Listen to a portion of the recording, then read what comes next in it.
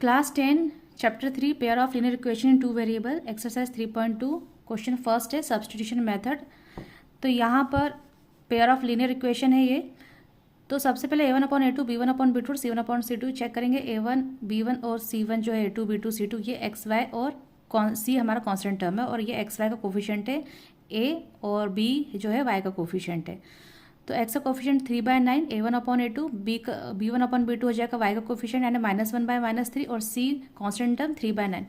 तीनों को सॉल्व करेंगे तो 1/3, तीनों ही इक्वल आ गए। a1/a2 b1/b2 और c1/c2 तीनों इक्वल आ गए। तो जब इक्वल आ जाते हैं तो इसके होते हैं इनफाइनाइट मैनी सॉल्यूशंस। ठीक है।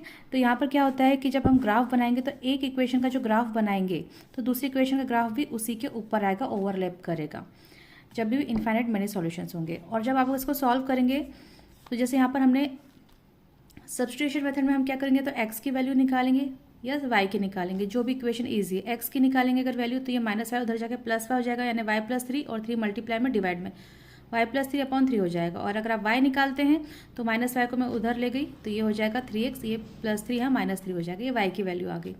अगर आप इसको सब्स्टिट्यूशन मेथड में या तो x या y की वैल्यू निकाल के सेकंड नेक्स्ट जो भी इक्वेशन है दूसरे में पुट कर देंगे। तो यहाँ पर y की वैल्यू पुट की, यहाँ पर आपको करना नहीं है। जब यहाँ पर x y की जगह पर मैंने ये y की वैल्यू रखी 3x - 3, सॉल्व करेंगे तो 0 ही आएगा।